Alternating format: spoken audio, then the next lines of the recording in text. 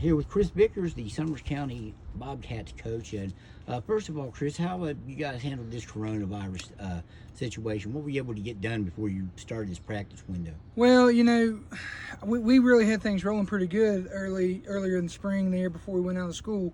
We're averaging 25 to 27 kids every day. Of course, we went out of school in March and couldn't do anything for that period of time. So we were a little bit, we just weren't sure how things were going to work out once we came back. But we came back the second week of phase one. Time we got everything worked out. We worked out in our pods, but we ended up, having 25 kids. About 25 kids total, even during that time spread out.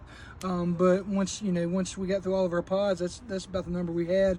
We started out with that first week we're outside with conditioning, and we did some weight stuff outside.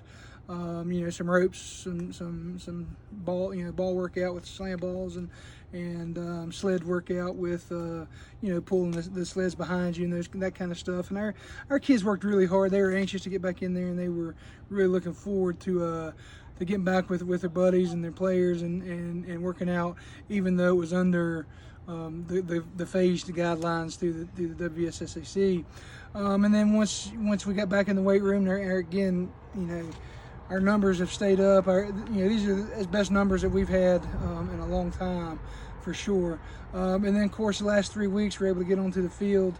The first week we were comboing the weight room and the field, and the governor reduced those numbers back, and we got to some mass situations, and so we decided to just keep everything outside on the field, and we really kind of hit it pretty hard, working mostly on our offense. And of course, we can't have any contact. We gotta can't use any bags or anything like that. So you just gotta improvise. You gotta do the best you can. And the kids have had a great attitude the whole time. So it's been very positive for us. And we just look to move forward here. After this week, you gotta kind of have to go back almost to kind of like phase two conditions. You can get back in the weight room and conditioning, but we'll try to use some of our flex days as well. The last couple weeks to see if we can get back out here on the field some. Are you concerned at all about the seed with the surrounding states canceling, postponing, doing a little bit of everything? Are you concerned about the season here in West Virginia at all, especially since the coronavirus really hasn't hit in Summers County, and knock on wood, it doesn't, but right, it really hasn't been a factor here. Now, we've only had a couple cases the whole duration of this, but you have to kind of be concerned about it. Obviously, we're preparing as if we're going to play. I mean, that's the bottom line. That's the way we have to prepare. If something down the line comes up, we'll go from there. But it's certainly on the back of everybody's mind. The kids. We've talked about it some, but I've tried to kind of stay away from that and just say, remain positive. Say, listen, right now, where everybody says we can play, we're going to play. We're going to work like we're going to play.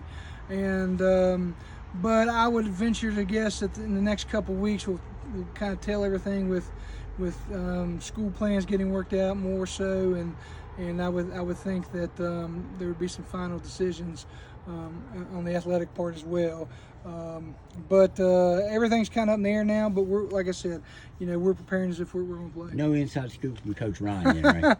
I've talked to him a couple times, but no inside scoop. Just trying to get some logistics down, and of course, that's a tough job in a normal year. Right. And under these circumstances, I know those guys are working their tails off, and they're going to be criticized one way or the other. And so I appreciate the efforts that those guys have really. I think they've done a pretty good job. They've done a great job, yeah. Holding out and trying to do whatever they can. They want our kids to be able to participate and play, and so like I said, hopefully that'll be the case. With the season being pushed back now, you lose the Pikeview game, meaning you'll open up with Greenbrier West in what really could be a very important, a key game for you guys right off the bat. Yeah, absolutely. Pretty much everybody's going to have their 10 games scheduled, filling in their open week. So, even though you get a full slate, to start off with not only one of our, if not our biggest rivals, and then to open up, certainly they were 9-1 last year, second round of the playoffs, and they're a heck of a team. They bring a lot back. You know, they lost some of their linemen, but they bring almost all their skill guys back, and so we know that will certainly be a challenge. But you know, it will be interesting because you know, with everything these kids have been through over this time, you know, if we get to play and we get to open up the West, there'll be there'll be a lot of excitement on both sides, and so we're certainly gonna really focus on that and see if we can't find a way to hang with those guys. Well, I know you know the answer to this question. Last time Greenbrier West went to the state championship game, you know who beat them in the regular season? Well, I would venture to guess it was the Summers County. Yeah, Good guess. Absolutely. You know, they you know, those guys, when they won the state championship game, they had Frazier and Malik Boatwright was on that Boatwright, team. yeah, and Frazier was a heck of a defensive player, and Boatwright was a heck of an offensive player, and you know, of course, they've always had great coaches there and tough, hard-nosed kids, and so I remember those days, you know, and I remember playing Boatwright when I was at Independence, and you know, those guys, and they got on us pretty good, but you know, this is always, you never kind of know what's going to happen.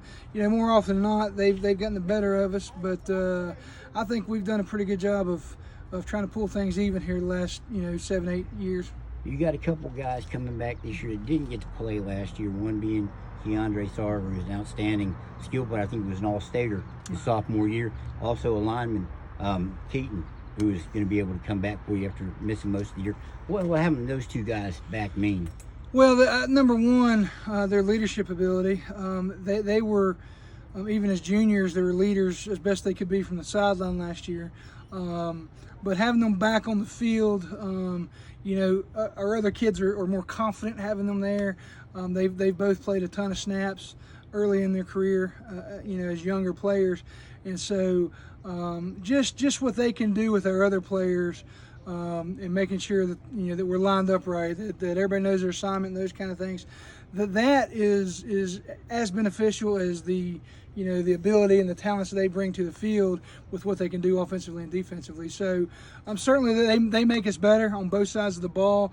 They're both two-way players as far as that goes, and so you know, we're anxious to have them back, and they've looked really good and worked really hard here during the offseason here. Sarver especially he was coming off an all-state season. Yeah. To miss the year had to be tough. I mean, do you think he's got something to prove now?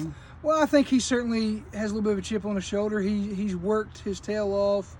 You know, you know, of course, when you come off the injury that he had, you know, you got to focus on your upper body while you're recovering. He got his bench up to 300 and right at 300, and so he's worked hard. I know he definitely has. He wants to prove something. You know, he's a heck of a defensive player, but you know, as a sophomore, he made some great catches and you know, made some big plays on the offense. Will you find ways to maximize his skill set? Oh, I think so. I mean, you know, we will be, you know, we'll have to kind of find the best time to attack with him this year, that's for sure.